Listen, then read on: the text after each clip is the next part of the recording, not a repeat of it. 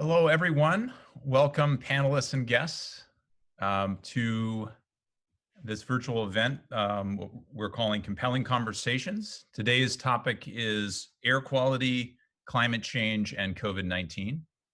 My name is James Bullock. I'm the Dean of the School of Physical Sciences, and we're very pleased to be hosting this event. This is a series called Compelling Conversations, which is an exclusive virtual opportunity for alumni, friends of the campus, and supporters to take part in, at least virtually, some conversations with experts on topics of current interests, and even to participate there by, if you'll notice, there's a Q&A dialogue box that you can click on and post questions. I encourage people to do that as we go along. My role in this will mainly to be facilitating the conversation. I am not an expert on air quality or climate science or COVID-19 for that matter. So my job is to sort of keep things down to earth and field questions from the audience here and keep things going. And I'll do my best today. I'm really excited to have this group of folks joining us. We have three really compelling guests with us today, two faculty from the School of Physical Sciences and an alum who we're extremely proud of to be part of this school. So first, let me start with Barbara Finlayson-Pitts. So Barbara is a distinguished professor emerita and professor of chemistry at UC Irvine. She has 50 years of experience in atmospheric chemistry.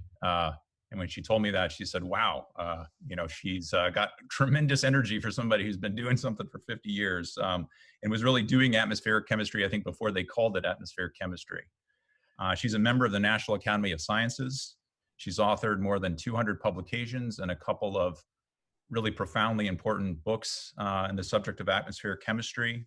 She joined the faculty of UCI in 1994, and she founded and now co-directs AirUCI, which is one of the really most interesting groups of faculty on campus doing work on air pollution, climate change, health, and the environment. It involves more than 24 faculty from many different departments all over campus in this area.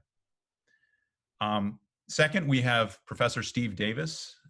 He's an associate professor of Earth System Science, and he also has a joint appointment with Civil Environmental Engineering.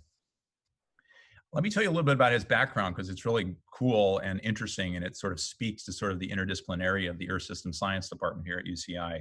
He has a BA in political science and philosophy.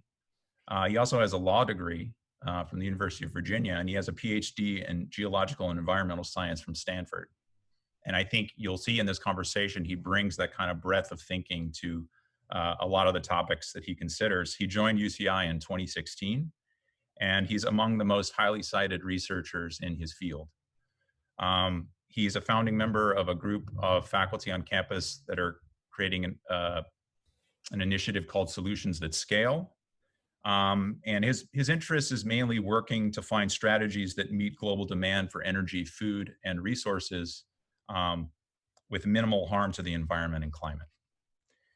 And finally, last but not least, we have Jason Lowe, Dr. Jason Lowe. He's our special guest alum for this event. He's coming from the South Coast Air Quality Management District, where he is the Assistant Deputy Executive Officer for Monitoring and Analysis Division. And so what he does is he oversees a group of more than 150 scientists and engineers who have more than 40 air monitoring stations, a laboratory, lots of interesting research projects on air toxics and air pollution in Southern California. He holds a BS in both chemistry and biosci from UC Irvine and a PhD in chemistry from UCI. He is also, or was also, a member of the campus-wide honors program and a proud alum of that program. In fact, he was the president of the chapter for more than 10 years and continues to be highly engaged on campus. And last but not least, let me mention that Jason did his PhD with Ralph Cicerone. And if you're familiar with this campus, you know what that means. So that was this is also really cool to have Jason here as part of this conversation. So with that brief introduction, I'm going to hopefully stop talking here for a little while and get going here. So what I'd like to do is ask each of you in your own words to just give us a very short perspective on how you got to where you are now, what you're thinking about the current situation with COVID-19. What were you doing research-wise, for example, when that hit? So what was your trajectory, and then what are you kind of thinking about now? So let me start with Barbara. Do you want to give us some thoughts on your trajectory and what you're doing now in terms of your research? Sure, absolutely. Well, first, it's a pleasure to be here. It's a really unfortunate circumstance that we are here, and I think we really need to acknowledge all the people who are really suffering, both economically and health-wise, through this whole event. In the background, you will see the aurora borealis, and this is how I got interested in atmospheric chemistry. Initially, I was a third-year chemistry major at Trent University in Canada, when my undergraduate physical chemistry professor talked about the chemistry of the aurora and why you get these wonderful colors. He had been a postdoctoral fellow at McGill University working on this. And I think at the time, the rationale was that the Russians could be lobbing something over at the US over Canada, and they wanted to detect the incoming missile light emissions against the aurora and be able to distinguish the two.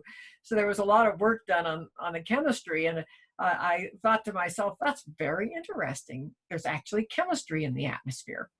And so that drove me to look for graduate programs involving the chemistry of the atmosphere. And as the dean mentioned, the field really didn't exist then. And so, but there were people doing fundamental chemistry on it. So I ended up doing my PhD at UC Riverside, carrying out laboratory studies where we try to simulate what goes on in the atmosphere under well-controlled laboratory conditions, so that we can take the individual pieces, if you will, and understand the details of those, and then put them all together to see if we can predict what happens when you put certain air pollutants in air. How do they react, and what does that ultimately mean for the formation of other air pollutants and their effects on health and other impacts. So that's what I've been doing now for 50 years, and it's been absolutely wonderful to do. When I teach courses on atmospheric chemistry or talk to the public, in fact, Jason may have been a victim of some of my courses, I think, over the years. One thing I would say when I talked about control strategies was, well, if we could just shut down all the traffic for a short period of time, we could see what actually happens, and if we really understand well how to predict what goes on in air. And of course, I never anticipated that something like this current COVID effect would in effect do that. But it's really providing us, unfortunately, with a set of data that a lot of insights will come from that will really help us move forward in improving air quality over the long term. Thanks a lot, Barbara. Let me just move on now and ask Steve Davis to say a couple words. Steve, I know that you've actually very recently been engaged in a number of very interesting studies on supply chain effects of the lockdown, and also CO2 emissions and how they've changed in response to the lockdown. Maybe you can give us a very brief overview, again, your trajectory, which is extremely interesting, and your philosophy and your thoughts on sort of how one should be thinking about this effort, and again, maybe even how the COVID-19 effects might allow us to think about climate change. Sure. Well, and just to reiterate what Barbara said, it's a pleasure to be here. I'm glad we're persisting with events like this despite the current situation. And just scrolling through the list of attendees, it's really fun to see a lot of the alums and the names on there. So thanks for having me. My background, Dean Bullock explained that I have a pretty diverse academic background. Having been a lawyer, I was actually practicing venture capital law in Silicon Valley for a couple years. And my wife was a graduate student at Stanford at the time. And we only had one car, so I would go pick her up after work every day. And it just looked like she was having way more fun than I was. And so at that point, we didn't have a mortgage or kids, and I was able to unlock the golden handcuffs and get back to school. But I actually studied paleoclimate. So I studied the rise of the Rocky Mountains for my PhD. And you can tell that that's a pretty large departure from what kinds of things I'm interested in today. Somewhere along the line, although I was fascinated by the rise of those mountains, I realized that it wasn't terribly policy relevant, what happened 50, 60 million years ago. And so I kind of pivoted and actually started a nonprofit looking at how exactly human actions were affecting the climate in the modern era. So trying to actually attribute CO2 emissions to consumer products is what I first did. And then that led into some more academic research on global trade and how that affects where CO2 is happening worldwide, and from there into our energy systems and what needs to happen if we want to curtail the climate problem that we have. So that's a real short summary of the trajectory. It's been a winding path, obviously. As James also mentioned, more recently, I have been doing a lot of work on the COVID since we've all been cooped up. And actually a part of 3 studies that are in various stages of peer review right now. Actually, one was accepted this morning, looking at, in each case, the effects on air pollution, and specifically air pollution in China, which is something I think we're going to get into with today's panel. Also, the effects on the global economy and how supply chains throughout the global economy have sort of distributed the impacts of lockdowns, and we could talk some more about that, but it's a pretty interesting story. We've run some scenarios too that I think are really policy relevant I can talk more about. And finally, one I'm really excited about is looking at CO2 emissions. For those of you who are interested in global CO2 emissions, they're usually published once a year, and they're a big to-do. Press releases come out, and we take the pulse of how are we doing on mitigating our emissions to avoid climate change.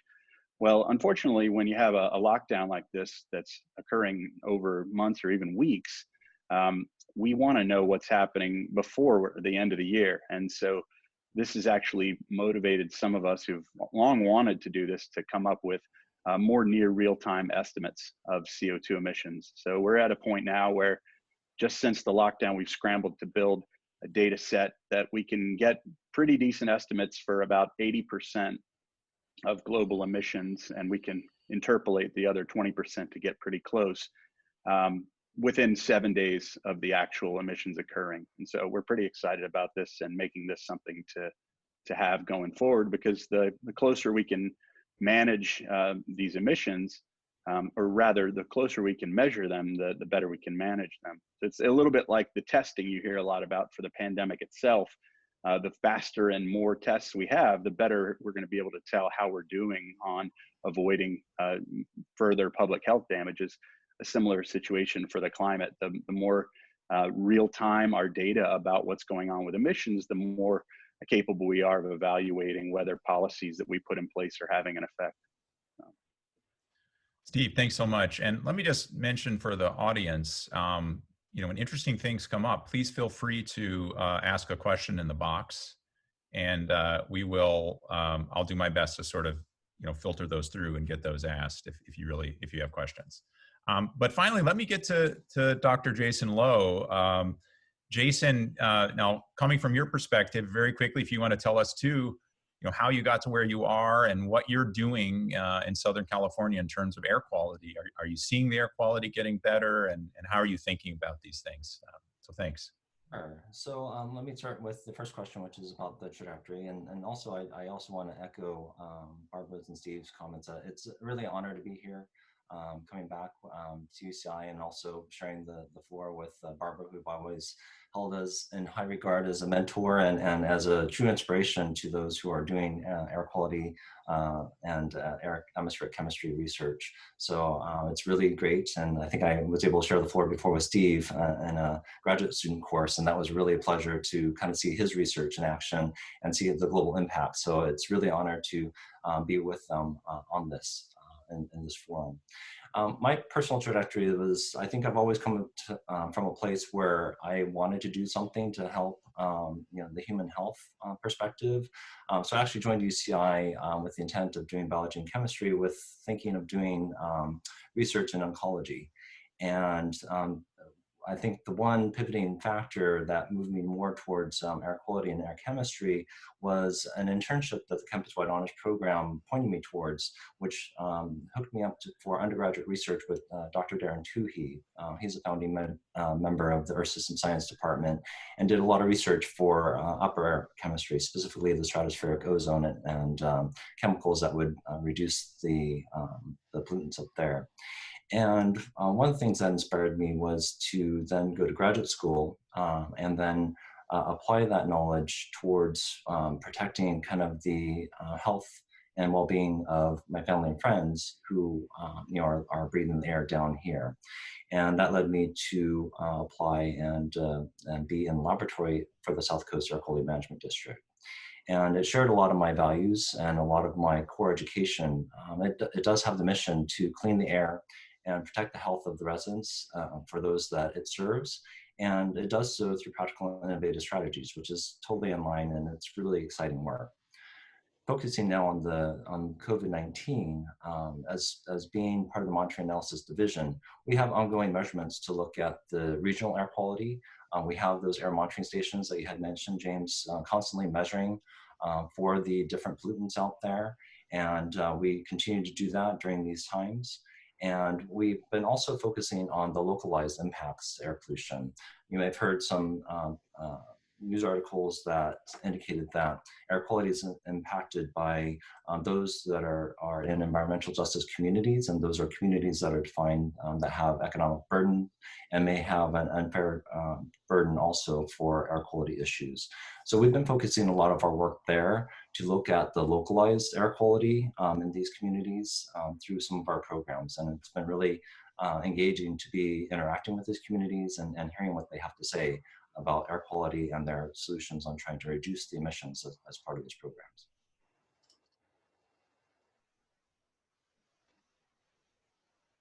Thanks so much, Jason. So let me sort of move a little bit on that. And we have a couple questions that we'll get to in a second, so please keep asking them. So Barbara, we were just talking about a little bit about air pollution, and but can you give me your perspective on how do when we think about the kind of molecules that might influence might be pollutants and affect human health, how is that related to climate change, and are those two questions linked?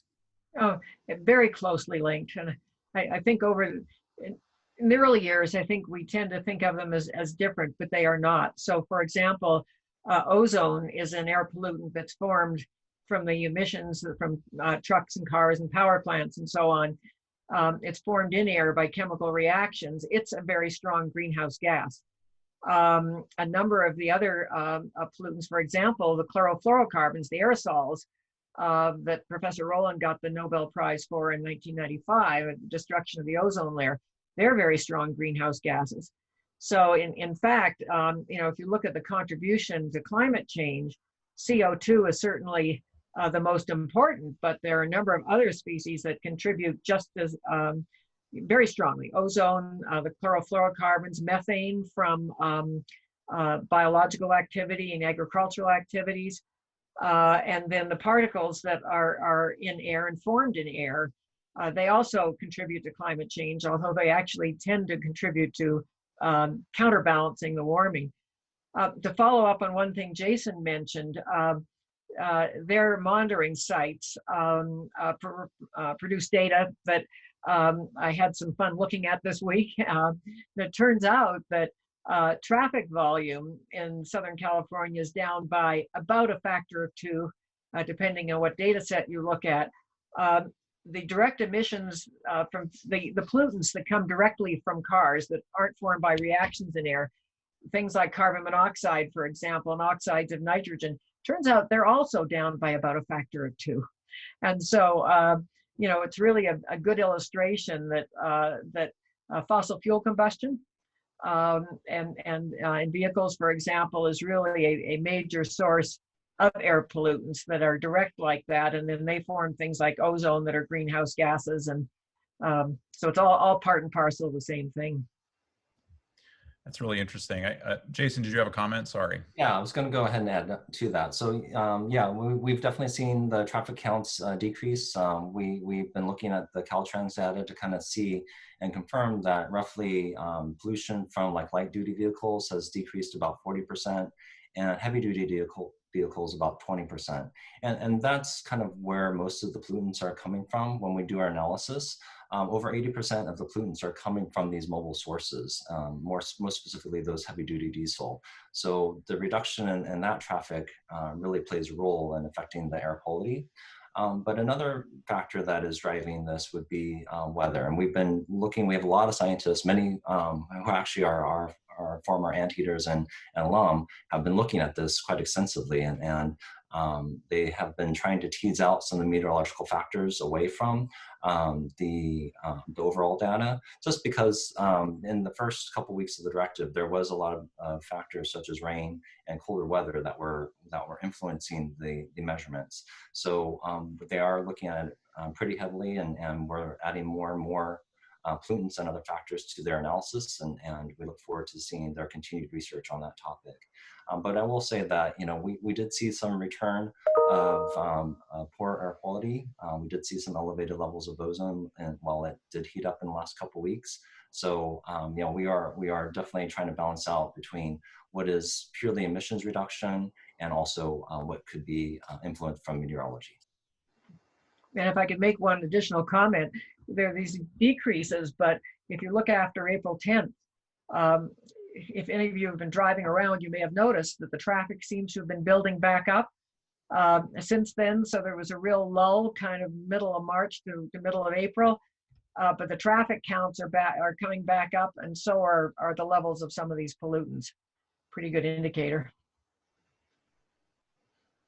That's interesting. I've heard some speculation, maybe in the media, that there could be a silver lining to this forced shutdown, which is improved air quality could be saving lives. I think what I'm hearing is it might be more complicated than that. I don't know if anyone has any comments on that, or whether maybe I'm wrong given what I'm reading. Do you think that there's a chance that people are, you know, will have saved lives just because of the air quality thing, or is it more complicated than that? Yeah, I can speak to that a little bit. One of my colleagues up at Stanford, Marshall Burke, did some simplistic calculations of that for China and suggested that there may have been a decrease of air pollution mortality that would actually more than compensate for the deaths from the virus itself in China. I think that's pretty controversial, and one of the things that we're seeing, and I think maybe Barbara and Jason can speak to regarding Southern California, but the study I mentioned that looked at air pollution in China found a little bit of a counterintuitive process going on where NOx emissions from vehicles were dramatically down in China, but in certain areas of Eastern China, this actually had a sort of a paradoxical effect on air quality because it changed the secondary formation of some of the organic aerosols and led to actually a worsening of haze pollution over areas of Beijing and some of the heavily populated areas of northern China. So wasn't a clear-cut win, and that actually led to some questions on the part of the public and the policymakers who were seeing diminished traffic patterns and asking, like, why is the air pollution still so bad? So it is more complicated, and it's a matter of the scientists need to actually put the story together and figure out what lessons to draw from this as we try to improve air quality, you know, after the pandemic. Yeah, this has been the crux of controlling our air pollution for many, many decades here. One of the key pollutants emitted from cars and trucks, any combustion process really, as Jason mentioned, are these oxides of nitrogen. And if they are present in high enough concentrations, they actually quench ozone formation, but they're also responsible for it. So this is where the complex chemistry comes in. And looking at the data for Southern California, my just very, very preliminary look does show, in fact, that ozone has increased. Although oxides of nitrogen have decreased, ozone has actually increased. The particle data are pretty noisy and hard to say, but they certainly haven't followed the decrease in carbon monoxide and and oxides of nitrogen. So this is why the field of atmospheric chemistry is still very vibrant, because we really need to understand all of those pieces and put them together in these models to ask what's the right combination of decreases in emissions that will give us the best air quality. And I would also mention that one of the things that happens is historically you put a lot of the pollutants in where the traffic is, and that's mainly been in the coastal areas. Then as that moves downwind, you get these chemical reactions that form ozone particles that really have very deleterious health effects. And then it goes down to Palm Springs and out further. And so it's really a moving game, really. And when you do control strategies, you may improve something in one place, but not downwind. So we really need to understand this. So we make sure that we're not improving air quality for one set of folks, but not for another, particularly, with the environmental justice issues that Jason has mentioned. Even when they get way downwind and they're diluted, now you've got ozone that's a greenhouse gas and contributing to climate. So so it's all part and parcel of the same package. Barbara, and I guess Jason, maybe I'll ask Jason to sort of respond to this. We've got a lot of questions pouring in, and I just want to make sure everybody's kind of keeping up and are getting their questions answered. Jason, I'm sure you can answer this. Can you say a couple words about ozone, just kind of big picture? We hear a lot about needing to protect the ozone layer, but now we're talking about the harmful effects of ozone. Maybe you can just sort of walk us through that and, give us kind of the big story of ozone and what it is, that kind of thing. Sure, absolutely. Although it was Barbara who was probably the one who taught me. So there's always. I'll see how well you learned. No, I'm going to get my grade at the end of this. So when we're talking about ozone, it's the same chemical, right? It's just 3 oxygens, but where it's located is where it's very important. And I mentioned before my undergraduate research, I was working with Darren Toohey, who is measuring some of the compounds that affect what's been widely known as the ozone layer. And that was kind of the large, widely publicized topic back in the 90s, to be able to express, hey, we're losing our ozone up in the upper atmosphere, and this is a bad thing. And the reason why it's a bad thing is because ozone in the upper atmosphere can absorb the harmful rays from the sunlight. When you're out there, out on the beach, well, maybe not right now during lockdown, but if you're taking a walk in your neighborhood and you're feeling the sunshine, if you're without sunscreen, essentially the rays from sunlight do harm your body. So without kind of a shield, either literally with sunscreen that you put on yourself, or without that layer in the upper atmosphere of ozone to help protect you from those harmful rays, then that's considered a bad thing to have less ozone up there. However, when you're looking at ozone down here, where we're actually breathing it, having ozone into your system is very bad and can have some long-term health effects. It's been linked to several health disorders, breathing disorders, asthma, and other things that may be affecting more of the human health portion. Also affects plants. It's just a very strong chemical to have in contact with living cells. So that's where we want to distinguish between there's good ozone in the upper atmosphere, and down here it's considered bad for human health. So we do have a specific question here, and maybe Barbara, you can do this, and maybe we'll pivot a little to climate change after this.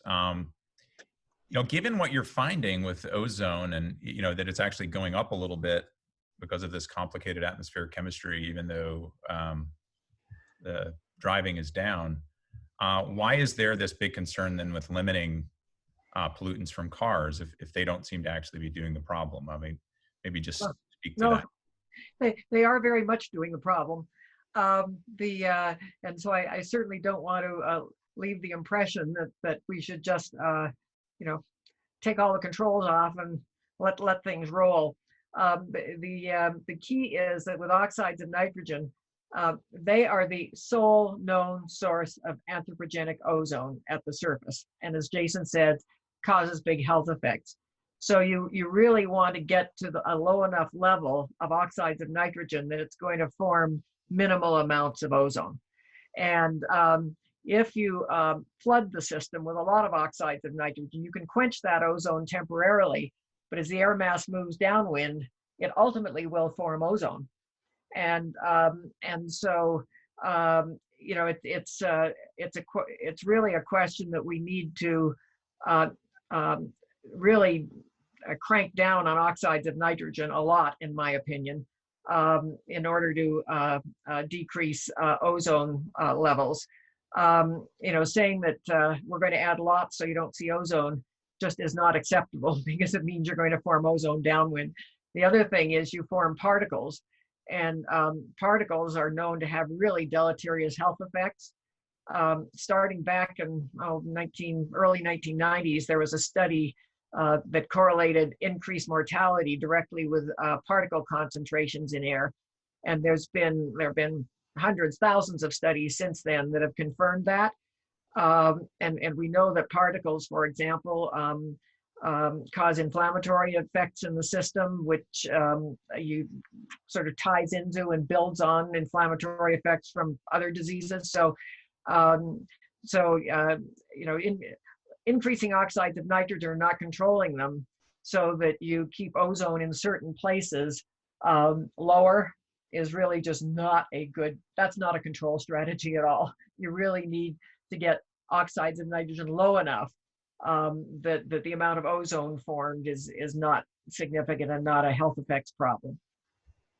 Thanks, Barbara. Let me turn to Steve here now. You know, Steve, you have done or been involved in this study that looked at air pollution in China and after the lockdown. Maybe you can summarize that, what you all are finding, and then how does that relate to CO2 emissions and those kind of effects?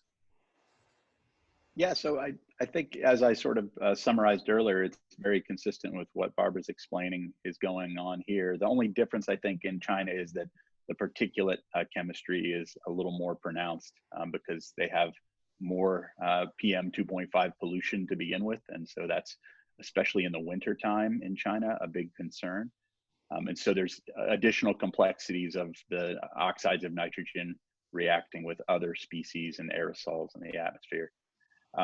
But it's in terms of the takeaways, it's a similar story, that there are complicated secondary dynamics going on in the atmosphere and its chemistry.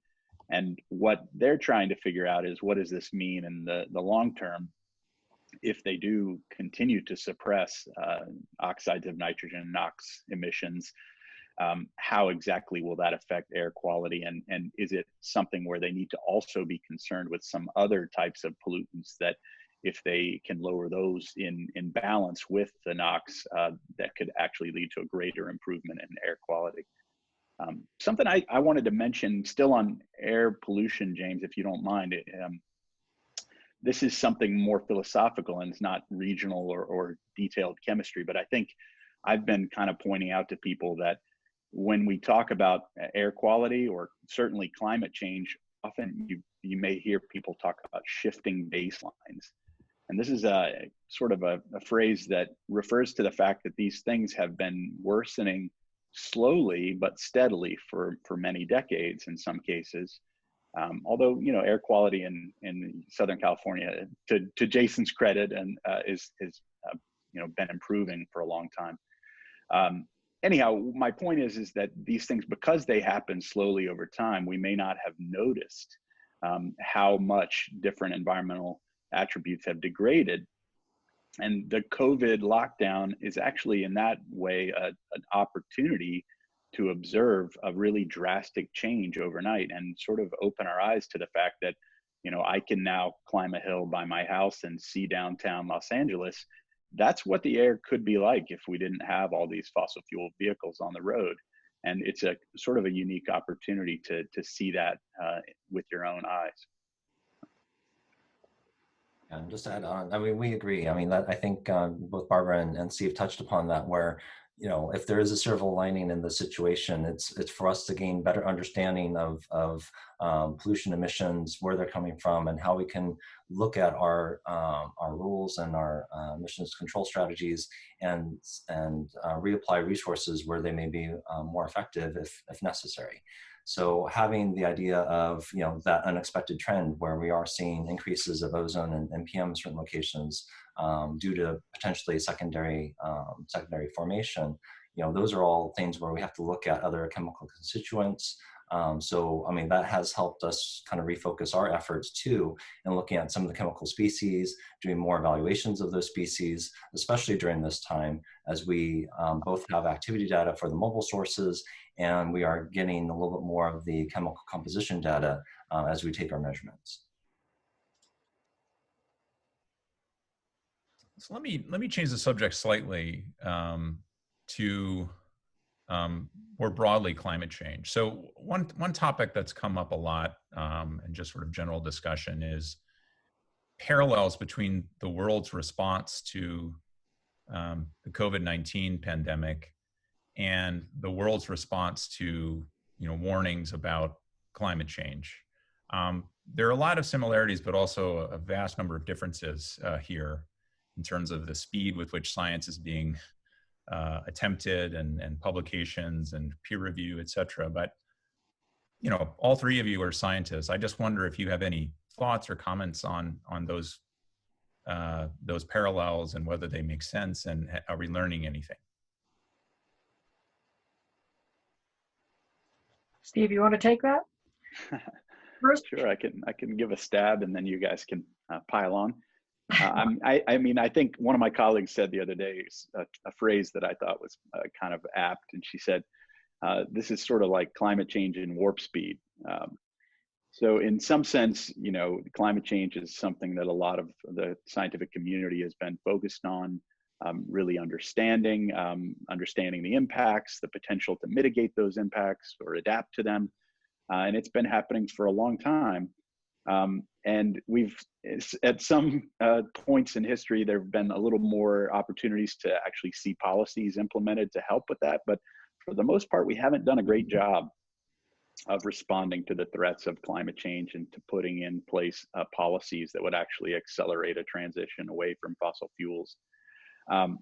That's been a frustration, I think, for a lot of the scientists that are working on climate. I think it's been better in the field of air pollution because that has such an immediate visible effect on our surroundings and human health, as it's come up a couple times. It seems like that people have been more supportive of taking actions to combat poor air quality. And so a lot of times climate scientists try to emulate their colleagues in the air quality field or atmospheric chemistry in terms of imposing some response. What's interesting about COVID, though, is that because it's even more rapidly unfolding and has such a clear path to health for a lot of people, you've seen a tremendous response in a very, very short amount of time. So, whereas we bicker over whether to spend billions of dollars trying to transition to renewable energy sources, over the span of a month, we dedicated trillions of dollars to fighting the COVID epidemic. So I think that maybe one lesson is that we need to have this sort of response where a scientific inquiry, like one on climate change, or in this case, one on COVID, can naturally spill over and become in policy where we're actually taking actions.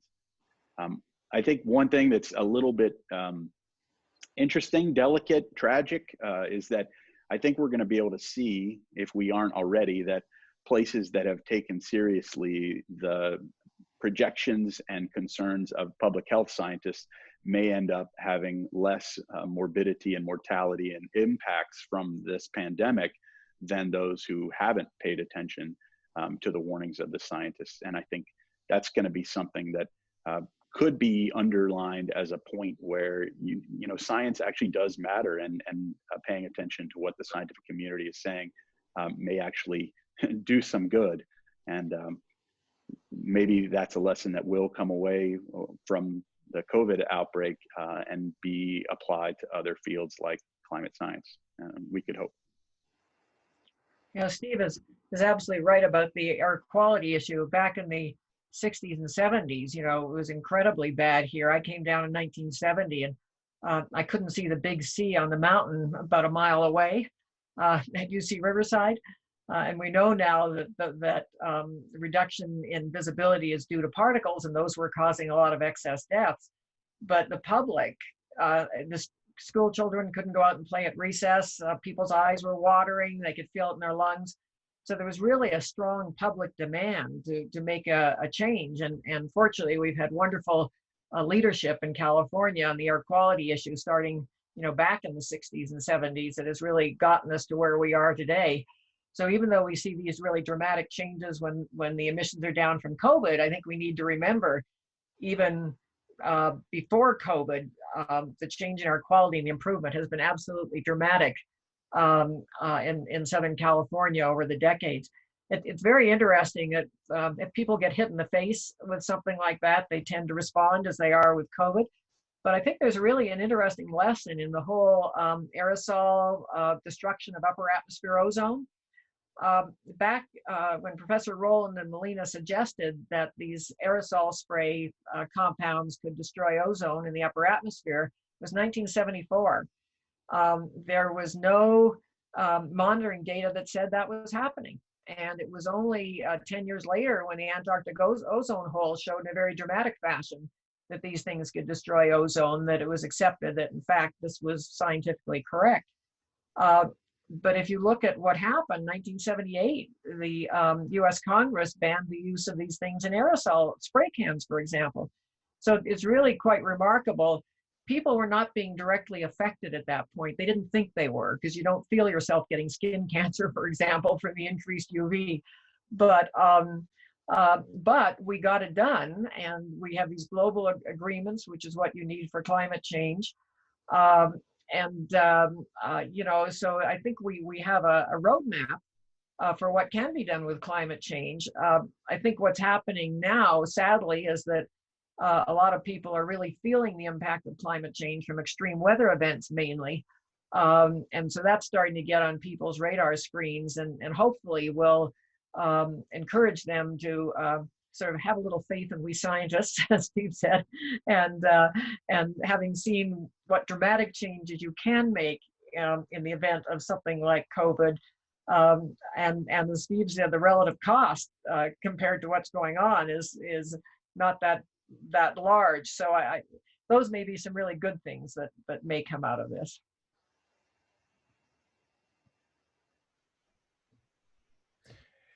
With that, we had a question in the box early on that might be worthwhile sort of throwing out to everybody. This is kind of a big question, but the question is, what are the most pressing concerns regarding climate change? I mean, what are the biggest? Why is this a big deal? What is the most pressing issue right now? That's a very broad and open-ended question. I wonder if anyone wants to take a stab at it or thoughts on it. I mean, I think that really depends on who you ask and where you are in the world. There are lists longer than we could spend the next 20 minutes of possible impacts of climate change. Some of the ones that I think are most concerning to those of us in the US, especially along the coasts, are sea level rise, the extreme weather events that Barbara mentioned. If hurricanes become more frequent and severe, storms in general. So some of these things we've already seen, for example, weather-related disasters impacting infrastructure. There's clear trends upward. Sorry, there's a fly. So those are things that come to mind, I think, when you talk to American audiences. But the other parts of the world, they might be really worried about food security, especially in tropical areas where crops are going to be subject to more drought and flooding, in some cases both, and that could actually lead to famines and real problems for actually feeding people. Those are just top of my head. I mean, one of the things we haven't really touched on is it's under the umbrella. I think it's a piece of it is air quality, but it's environmental degradation more generally. Not necessarily climate change, but encroaching on areas where wildlife flourishes. I mean, at some level, is there some the reason why we're having a lot of bizarre viral outbreaks is because we're coming very close to sort of animal populations, and there's that whole piece of it, right? So this idea, the way humans interact with their environment, there's a feedback, and a lot of times, in many cases, that can be negative. Jason, I wonder from your perspective, just in the on the ground work that you're doing, what have you learned from this sort of unfortunate experiment on the way the air quality is changing, but more generally on sort of the way we should think about policy and health? So I think just kind of touching on what Steve and Barbara had mentioned earlier in terms of looking at opportunities on understanding the data, what it means, and how we can apply it to some sort of immediate action, right? So I think there's a lot there. I think Steve and Barbara are both right, is that the air quality has been improving over the long term, and there's been a lot of ongoing efforts to be able to do that. A large effort has been made to, for example, reduce the amount of mobile source emissions, which we mentioned as some of the largest contributors to the air quality issues within Southern California. So a lot of what we try to do is apply zero emission technologies. We have a group that looks at these technologies and tries to essentially provide incentives for them to switch to cleaner air technologies, and also maybe provide some resources to research in those areas that are looking at technologies that can reduce the air pollution being emitted in the district. And if they can get to a larger level, for example, then they can have larger benefits, not only in the South Coast Basin, but also through the nation. One example of this recently, we've been able to contact some of the major OEM manufacturers to be able to put in technologies that would reduce the amount of pollution. So reaching at the OEM level has been a really large success, because not only do we get the gains here in Southern California, but also you get that wider range across the nation, which then can lead towards kind of that more global impact. So those are types of things that we like to do, is be able to see if there are kind of these transferable things that we can develop here, and kind of further development that can have kind of this larger reach. And that would get to some of the issues of global climate change, because a lot of the greenhouse gases, there's a lot of co-benefits when you reduce air pollution, or if you reduce greenhouse gases, you reduce the other. So we definitely see that there, some of it can be hand in hand in terms of what we can do at the local level and have some global effects. And I just kind of want to touch upon kind of your question with regards to air quality, climate change, and kind of about the ecosystem question about how human populations are maybe coming closer to wildlife. I'll put in the perspective more of ecosystems, where we're becoming closer to like forests and kind of undeveloped land. So what we do find is that when you have the situation, so you have kind of these events such as wildfires, those are things that start impacting kind of the air quality for the population, because as we have a little bit more of the drying in our specific local area, we do see that impact of more of these type of wildfire events, which do have kind of this more acute effect, because we do have large amounts of pollution being produced at one given time. And I have to say, in the last few years, we've definitely seen the impacts of that. Thanks a lot. I have, that's valuable perspective there. I wanted to turn one question now back to Steve, because we were actually, before this call, he was sharing with some of us some results on a study they have done on global CO2 emission.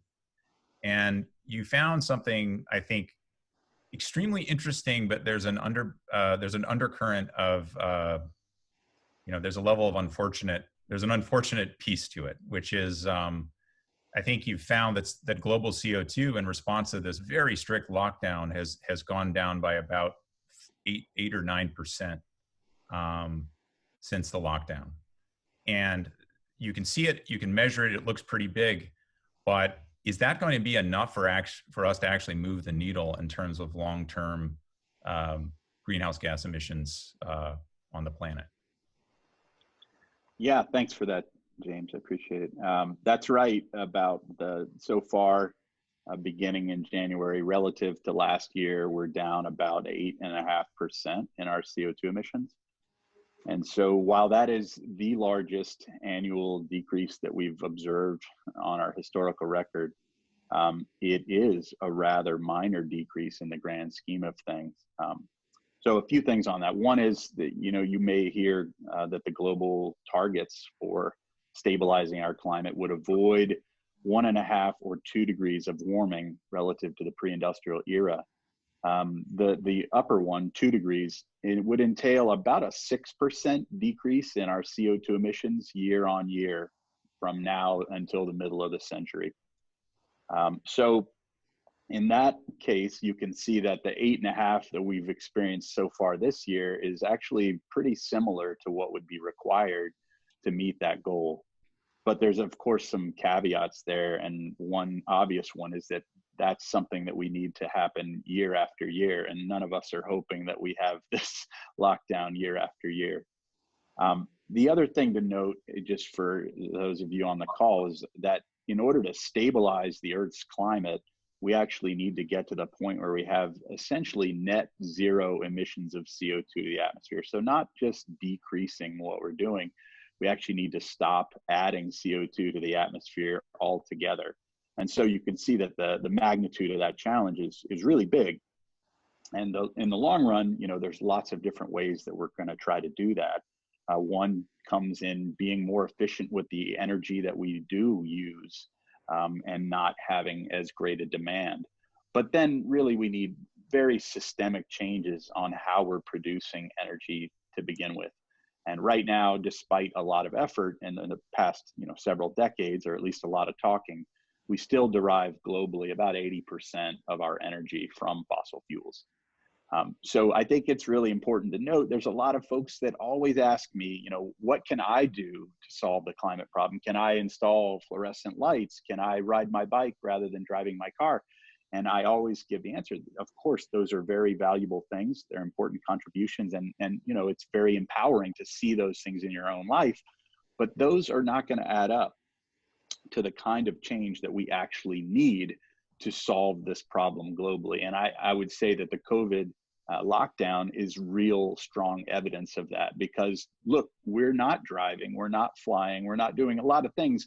Emissions are down 8%, and they're probably not going to stay down at that level for even the rest of this year. So this is evidence to me that we can make a dent, and it's something that we can all do in our daily lives. But we also need to be thinking about changing the power plant down the road, and entire fleets of industry need to be figured out. How do we make steel? How do we make cement and so forth without emitting CO2? And that's not something that you're going to do in your own house.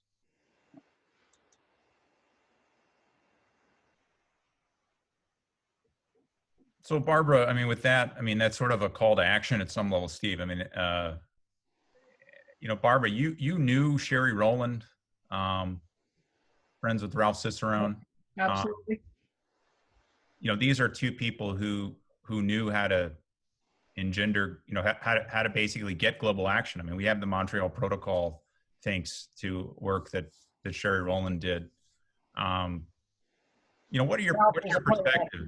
Yeah. What's your perspective on this? Like, how can we use this this crisis as an opportunity to move towards global action in the right direction? Well, I think step one is illustrated by Sherry and Ralph, and my late husband, Jim Pitts, was a major player in the understanding the atmospheric chemistry of smog and really speaking up. Historically, I think, unfortunately, scientists have sometimes taken a beating for taking their science and translating it to the public and being advocates. So it seems from a historical perspective, it looks easy. What Ralph and Sherry and Jim did, it was not. And they encountered a lot of resistance, and it was not an easy path at all. So now we look back and we say it was done, it was the right thing to do. but it wasn't easy. And they, really put themselves on the line and went out and advocated. And so I think that's one thing that's changing, perhaps, that scientists are more willing now to take their science and talk to the policymakers and tell them what the best science says you should be doing. In the end, it's the policymakers and the legislators that really make the decisions and you write the laws and get things done, but they respond to the public. And so I think it's important for scientists to be advocating in a scientific way. What does your science say that we should be doing? And doing that to public groups, getting people to understand how important this is. And once the general public does and communicates that to their legislators and policymakers, I think historically that's what's proven to be effective and is probably even more important now than ever. So I agree with Barbara. I mean, we're fortunate at the South Coast AQMD that we are a science-based organization where they do look a lot at the data that we look at from the monitoring perspective, from the emissions perspective, and develop the rules and look at control technologies that would be less applicable to kind of reduce that air pollution that's within the South Coast Basin. And to be able to translate that information to our board, which is a political body, to make some of the decisions to pass some of the rules. But also, I mentioned earlier with that local work, it's about spreading the word.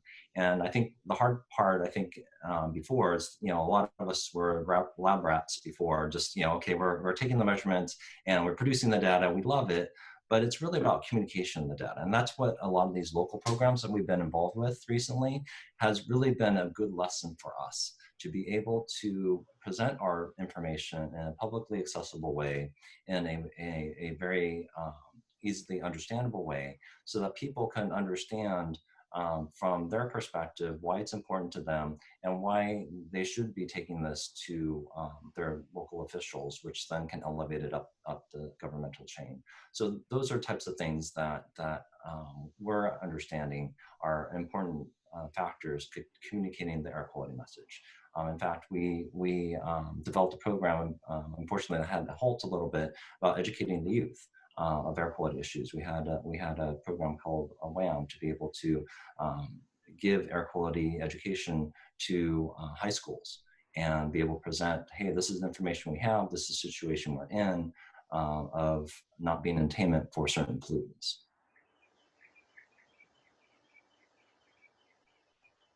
Oops, you're muted. You'd think I know how to do this by now. Thank you very much, Jason. It's inspiring to hear those words, and we're sort of coming to an end now. And so let me see just a couple things very quickly. So first, I think there's nothing that's a better testament to the excellence of a great research university than the kind of graduate students that we produce. And so I think just hearing Jason today and having him on this call and his perspective is clear evidence that we must be doing something right. So thank you so much, Jason, for being here. Also, Barbara and Steve, I mean, I know you have so much going on with your research right now, and just like all the rest of us are navigating this bizarre situation that we're in. And so I definitely appreciate your time and energy and thoughts here today. Anyone who's on this call who wants to support the kind of research you're hearing about, please reach out to me as Dean and at the School of Physical Sciences, and we will definitely help you try to help them do interesting work here, which is, I think, so profoundly important. So I hope you learned something. I certainly did and got a lot out of this. We'll keep doing this. This was our second compelling conversation, and we hope to do this again in 2 weeks. A third topic that we're busily working on. So many interesting things to discuss right now these days, and I'm sure it'll be fun and interesting, just like this one. So thanks so much, everyone, and hope to see you next time. Thanks, everybody. Thank you. Thank you. Thank you very much. It was a pleasure. Bye, Barbara. Bye, Jason. Bye, everyone.